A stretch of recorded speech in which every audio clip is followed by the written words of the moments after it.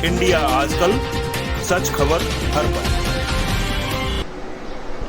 नमस्कार दोस्तों, इसलिए मैं सभी धर्मों के खिलाफ हूं। आईपीएस यादव, मुंबई। यह दोस्तों, आप देख रहे हैं इंडिया आजकल, सच खबर हर पल। पेश है आज का एपिसोड। इसलिए मैं सभी धर्मों के खिलाफ हूं। अरे भाई, तुम क्यों मुझको हिंदू बनाने पर तुले हुए हो? मैं हिंदू हूं ही नहीं। ये ठीक है कि मैं हिंदू घर में पैदा हुआ, लेकिन मैं अपने आप को हिंदू नहीं मानता। समाज और दुनिया की नज़र में आदमी जिस जाति, वर्ग और धर्म में पैदा होता है, वही उसकी बेशक पहचान होती है, लेकिन मैं इसको ठीक नहीं मानता हूं। आपको आपकी पहचान खुद अपने कठोर परिश्रम के बलबूते बनानी पड़ती है, और वही आपकी असली पहचान होती है। चलिए, अच्छा चलो, अब तुम साबित करके बताओ कि तुम हिंदू हो, लेकिन तुम नहीं कर पाओगे। अपना धर्म तो छोड़ो, तुम अपने धर्म की परिभाषा तक नहीं बता पाओगे। तुम खुद क्या हो यह भी तुम नहीं बता पाओगे। फिर किस बात का अहंकार है भाई? एक अदृश्य निर्जीव कोरोना वायरस ने तुम सबकी औकात दिखा दी है, और तुम सब जीरो हो। फिर भी तुम अपने दिमाग में हिंदू मुस्लिम का कचरा और फितूर लिए फिरते हो, और धर्म की राजनीति ही नहीं, धर्म और राजनीति ही नहीं, सत्य, प्रेम और इंसानियत को छोड़कर सारे वाद और वादे सिर्फ अफीम हैं। और हम सब लोग इस अफीम के नशेड़ी, गंजेड़ी और अफीमची हैं। यदि जीवन में तुम शांति चाहते हो तो अपने गले से यह सारे पट्टे उतार कर फेंक दो, अभी और इसी वक्त। वरना सियासत तो चाहती ही यह है कि तुम सब लोग कभी धर्म के नाम पर, कभी जाति के नाम पर, कभी संप्रदाय के नाम पर, तो कभी भाषा, तो कभी राम और रहीम के नाम पर नफरत, हिंसा और वैमनस्य की आग में दहकते रहो, और वे लोग सत्ता का सुख भोगते रहें। अगर तुम अपने आप को सिर्फ एक हिंदू या मुसलमान समझते हो तो तुम कुछ भी हो सकते हो, लेकिन एक अच्छे इंसान नहीं हो सकते हो। जो खुद को हिंदू मानता है तो वह सामने वाले को मुसलमान मानेगा ही। और दरबारी मीडिया ने जो जहर जाति, धर्म और वर्ण के नाम पर तुम्हारे दिलो दिमाग में भूसे की तरह भरा हुआ है, वह गाहे बगाहे मौका मिलने पर अपने विपरीत लिंगी या विपरीत धर्मी के खिलाफ उत्सर्जित होगा ही। और तुम इस मुगालते में मत रहना कि नफरत के उस जहर में सिर्फ सामने वाला ही जलेगा। तुम यह नहीं जानते हो कि तुम उससे पहले जल चुके होगे, उसके बाद ही तुम किसी दूसरे को जला सकते हो। जानते हो, तुम अपने जिस हिंदू धर्म पर इतना गुमान कर रहे हो, क्यों उसने आज तक एक मर्द पैदा तक नहीं किया जो उसकी रक्षा कर सकता था? वरना क्या वजह है कि वह दूसरों की तरफ देखता है उम्मीद भरी नजरों से? क्योंकि वह खुद एक फर्जी है और नकली है और उधार लिया हुआ है। वह भारत देश के शांतिप्रिय सनातनी लोगों को गुलाम बनाने की एक अंतर्राष्ट्रीय साजिश है। और बड़े आश्चर्य की बात है कि हिंदू शब्द का अर्थ ही राहजनी करने वाला चोर और गुलाम होता है, और हम उस हकीकत को झुठला देते हैं क्योंकि वह हमको सूट नहीं करती। वह हमारे अहंकार को चोटिल करती है, घायल करती है, हमारी अस्मिता को नीचे गिराती है। और यह साजिश अपने आखिरी चरण में है इस देश में। जो धर्म तुमसे तुम्हारा विवेक छीन ले, तुम्हारी तार्किक शक्ति छीन ले और तुम्हारी बुद्धि भ्रष्ट कर दे, वह कैसा धर्म? नहीं भाई, वह धर्म नहीं, वह षड्यंत्र है। आखिर हम कब तक मुस्लिम विरोध में अपना व्यक्तित्व तलाशते रहेंगे? हिंदुस्तान किसी एक धर्म, वर्ग, जाति की बपौती नहीं हो सकता है, क्योंकि हिंदू, मुस्लिम, सिख, ईसाई, पारसी, जैन, बौद्ध सब यहीं पर पैदा हुए और यह सब यहीं के मूल निवासी हैं। बस कुछ चंद बामन लोग बाहर से आए, जो यूरेशियन विदेशी आर्य कहलाए, जो खुद अपने आप को आर्य कहते हैं, वह अपना राज कायम करने के लिए सारी गड़बड़ इन्हीं आर्य लोगों ने इस देश में पैदा की और आपस में लोगों को बांटा और फूट डाली और उनके खिलाफ साजिश की। और आज भी ये लोग इसी साजिश में व्यस्त हैं। इस जहर और जलालत से बचने का भाई एक ही रास्ता है, और वह यह है कि बांटो और राज करो के राजनीतिक फंदों में ही न फंसो और अपने आप को सिर्फ शांतिप्रिय, अमन परस्त, धर्मनिरपेक्षता और मानवता के मुक्त आकाश में विचरण करने दो। अभी अभी जो गल्फ कंट्रीज में जितने हिंदुओं को बाहर निकालने का कानूनी कार्यवाही चल रहा है, वो आप देख रहे होंगे, वो ऐसी कड़ी का एक अगला हिस्सा है। तो आइए इस विषय में ये ओशो का एक प्रवचन है जो और स्पष्ट करेगा कि मैं क्या कहना चाहता हूं।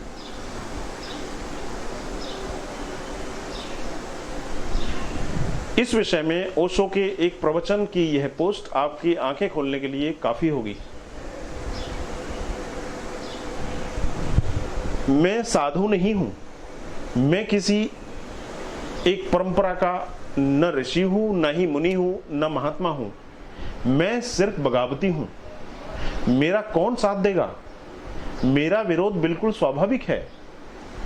और मैं रूढ़िवादी नहीं हूं, मैं परंपरावादी नहीं हूं, मैं रूढ़ि विरोधी हूं, परंपरा विरोधी हूं, जाति विरोधी हूं, वर्ण विरोधी हूं, कहते हैं ओशो इस पोस्ट में, इस प्रवचन में। तो वह आगे कहते हैं कि तुम पूछ रहे हो कि आपके आश्रम में ऐसा कोई कृत्य नहीं होता, फिर भी लोग आप पर और आपके आश्रम पर इतने नाराज हैं, आखिर क्यों? भाई, उनके नाराज होने का कारण भी यही है कि मैं रूढ़िवादी नहीं हूं, मैं परंपरावादी नहीं हूं, मैं रूढ़ि विरोधी हूं, मैं परंपरा विरोधी हूं, और मैं अतीत विरोधी हूं, जाति विरोधी हूं और वर्ण विरोधी हूं। मैं चाहता हूं कि तुम्हें तुम्हारी सारी सीमाओं से मुक्त कर दूं, तुम पर कोई सीमा न रह जाए, क्योंकि तुम एक मुक्त आकाश में पैदा हुए हो। ऊपर वाले ने तुमको आजाद पैदा किया है, तुम सिर्फ चैतन्य हो सकते हो और इसका बोध पर्याप्त है। तुम साक्षी मात्र हो, तुम देह भी नहीं हो, तो भारतीय कैसे हो सकते हो? तुम हिंदू कैसे हो सकते हो? तुम मात्र मुसलमान कैसे हो सकते हो? और ये सब तो मन के खेल हैं, मन के जाल हैं। तो मुझसे तो हिंदू भी नाराज होगा, मुसलमान भी नाराज होगा, ईसाई भी नाराज होगा, क्योंकि वे सभी परंपराओं में जी रहे हैं। उन सबका जीवन अतीत में है और मैं चाहता हूं कि तुम अतीत से बिल्कुल मुक्त हो जाओ, तो ही तुम्हारे जीवन में वर्तमान का संस्पर्श होगा, उसका स्पंदन होगा, और वर्तमान ही परमात्मा है। और वर्तमान से जुड़ जाओ तो परमात्मा का तुम्हें स्वाद मिल सकता है। आगे कहते हैं ओशो, मैं साधु नहीं हूं, मैं किसी परंपरा का ऋषि नहीं हूं, और ना ही मुनि हूं, न महात्मा हूं, मैं सिर्फ बगावती हूं। मेरा कौन साथ देगा? तो इसलिए मेरा विरोध करना बिल्कुल स्वाभाविक है। मैं उसे अंगीकार करता हूं, अपने विरोध को मैं स्वागत भी करता हूं कि चलो कुछ चहल पहल तो हुई, चलो कुछ आंधी तो उठी, चलो सदियों से जड़ बुद्धि में कुछ हलचल तो मची, कुछ तरंगें तो उठी। इन लोगों को जो मेरा विरोध कर रहे हैं, इनको अपने जीवन का कुछ बोध तो हुआ। तो हे वेदांत, तुम पूछते हो कि लोग आप पर और आपके आश्रम पर नाराज क्यों हैं? भाई, नाराज वो होंगे ही, इसलिए वो नाराज हैं क्योंकि धर्म इन सारी बातों से कोई संबंध नहीं रखता है। धर्म का संबंध तो सिर्फ एक चीज से है, और वह है ध्यान। और धर्म की एक ही खोज है, एक ही अन्वेषण है, और वह है समाधि। इस बात को ध्यान में लीजिए दोबारा। धर्म की एक ही खोज है, एक ही अन्वेषण है, और वह है समाधि। समाधि और सिर्फ समाधि। ध्यान समाधि तक कैसे पहुंचे, इसका विज्ञान है धर्म। शेष सब बकवास है, शेष सबसे छुटकारा हो जाना चाहिए, मगर उस शेष सबके जंगल में ही असली चीज खो गई है। मैं तो उतरने भर को मैं तो उतने भर को बचा लेना चाहता हूं जितना कि मूल्यवान है और वस्तुतः मूल्यवान है, और बाकी कूड़ा करकट को बिल्कुल ही आग लगा देना चाहता हूं। इसलिए लोग मुझसे नाराज हैं और उनका नाराज होना स्वाभाविक है। मैं उनकी नाराजगी को स्वीकार करता हूं और उसका स्वागत भी करता हूं। तो इसलिए हे कृष्ण वेदांत, लोग मेरा विरोध करेंगे, मुझ पर नाराज होंगे, उनका कोई कसूर भी नहीं है, क्योंकि जब सदियों पुरानी धारणाओं पर चोट पहुंचती है, जब सदियों पुरानी धारणाओं पर, उनके भरोसे पर, विश्वास पर चोट पहुंचती है, तो तिलमिलाहट होना स्वाभाविक है, तिलमिलाहट होती है। मगर यह करना ही होगा, अन्यथा मनुष्य के लिए फिर कोई आशा नहीं है। तथा कथित धर्मों ने मनुष्य को मार डाला है। तो ओशो बहुत ही कड़ा प्रहार करते हैं इस प्रवचन में अपने विरोधियों पर। आगे कहते हैं वे, मैं दमन विरोधी हूं, मैं रूपांतरण का पक्षपाती हूं। तुम जिसको दबाओगे उसे दबाते ही रहना पड़ेगा बार बार, और कितना ही दबाओ वह बार बार उभर उभर कर वापस आ जाएगा। तो जो भी तुम्हें दिया है जीवन ने, उसमें कुछ भी पाप नहीं है और कुछ भी गलत नहीं है। जो भी तुम्हें दिया है जीवन ने वह परम धन है, लेकिन ऐसा है जैसे अनगढ़ हीरे, उन पर चमक रखनी होगी, उनको पहलू देना होगा, उनको साफ सुथरा करना होगा, वे तब कोहिनूर बनेंगे, उसके बाद ही वो कोहिनूर बन सकते हैं। यह तो तुम्हें पता होगा कि कोहिनूर जब मिला था और जिस व्यक्ति को मिला था उसके बच्चे उससे खेलते रहे, 3 साल तक खेलते रहे, यही समझकर कोई चमत्कारी पत्थर है। तो यह तो एक संयोग की बात है कि एक सन्यासी मेहमान हुआ जो कि सन्यास लेने से पहले जौहरी रह चुका था। उसने बच्चों को उस पत्थर से खेलते हुए देखा। उसने बच्चों के पिता को कहा कि तुम पागल तो नहीं हो, मैं जौहरी हूं, यानी मैं जौहरी था, और इससे बड़ा हीरा मैंने अपने जीवन में न कभी देखा न सुना। यह तुम क्या कर रहे हो इस हीरे के साथ? तो उन्होंने कहा कि यह तो 3 साल से हमारे घर में है, और मैं जब खेत पर था तो वहां मुझे मिला। मेरे खेत में से एक छोटा सा झरना निकलता है, उसकी रेत में मुझे यह पड़ा मिल गया। तो मैंने सोचा कि बच्चे खेलेंगे, तो यह तो पड़ा रहता है यहीं आंगन में और बच्चे खेलते रहते हैं। कोई उठा भी ले जाता 3 साल में तो मुझे क्या पता कि हीरा है। तब उसे जौहरी के पास में ले जाया गया, और आज कोहिनूर दुनिया का सबसे बड़ा हीरा है, जिसकी कीमत करोड़ों नहीं, करोड़ों करोड़ में, कई करोड़ में है।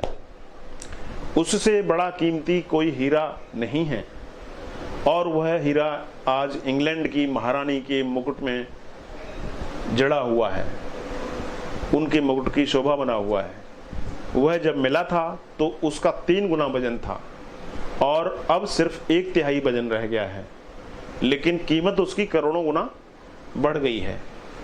क्या हुआ इससे? इस बीच में क्या हुआ? 2/3 वजन आखिर कहां गया? 2/3 वजन को छांटना पड़ा, काटना पड़ा, वह कट गया तो यह सौंदर्य प्रकट हुआ, वह छट गया तो यह सौंदर्य प्रकट हुआ। तो तुम्हारे भीतर जो भी है अनगढ़ पत्थर है, अभी उसको बहुत कुछ छांटना होगा, बहुत कुछ काटना होगा, उसकी धार रखनी होगी, उसको चमकाना होगा, लेकिन हीरे हैं और सब हीरे हैं। तो इसी तरह से ओशो आगे कहते हैं, काम वासना ही तुम्हारे भीतर ब्रह्मचर्य बनती है। काम वासना ऐसा समझो जैसे कि सिर के बल खड़ा हुआ आदमी, और ब्रह्मचर्य को ऐसा समझो कि पैर के बल पर खड़ा हुआ आदमी। इससे ज्यादा कुछ फर्क नहीं पड़ता है, और बस इतना ही फर्क है। तुम्हारे भीतर जो क्रोध है वही करुणा बनती है, और जिसके भीतर क्रोध नहीं है उसके भीतर करुणा पैदा नहीं हो सकती। और तुम्हारे भीतर जो आसक्ति है वही प्रेम में रूपांतरित होती है। तो मैं रूपांतरण का पक्षपाती हूं। मैं रूपांतरण की कीमिया को ही धर्म कहता हूं और तुम्हें सिखाया गया है दमन। और दमन से ध्यान रखना, कभी भी रूपांतरण नहीं होता है। इसलिए सिंहस्थ मेले में नागा साधुओं ने, इसलिए आपने देखा होगा कि सिंहस्थ मेले में यानी कुंभ मेले में नागा साधुओं को देखने के लिए जो भीड़ उमड़ती है वह हमेशा भीड़ मौजूद रहेगी ही। हर मेले में, हर कुंभ में नागा साधुओं को देखने के लिए जो भीड़ होती है वह और कहीं नहीं दिखाई देती। स्त्रियां, पुरुष, बच्चे सब इकट्ठे होते हैं। क्यों? क्योंकि वह एक मौका है और उस मौके को कौन चूके। धर्म के नाम पर यह एक अवसर को चूकने जैसा नहीं है।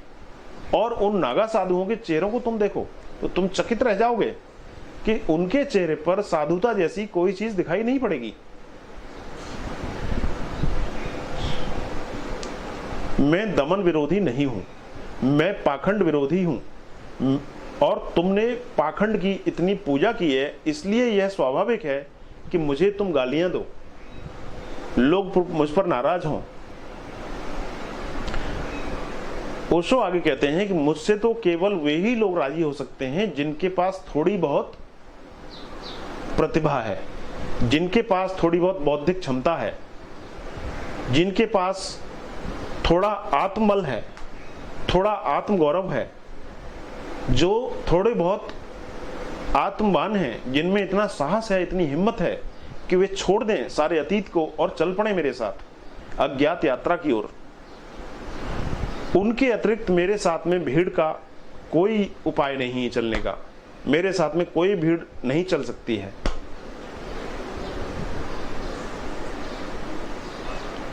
तो दोस्तों, ये अष्टावक्र महागीता से ओशो का प्रवचन था जो आपने सुना। अगर आप चाहते हैं कि ऐसे ही प्रवचन में आगे भी आपके सामने पेश करता रहूं तो आप नीचे कमेंट बॉक्स में लिखें और नीचे डिस्क्रिप्शन बॉक्स में जाके आप अपनी सहयोग राशि भी चुन सकते हैं। आप देखते रहिए इंडिया आजकल, सच खबर हर पल। धन्यवाद।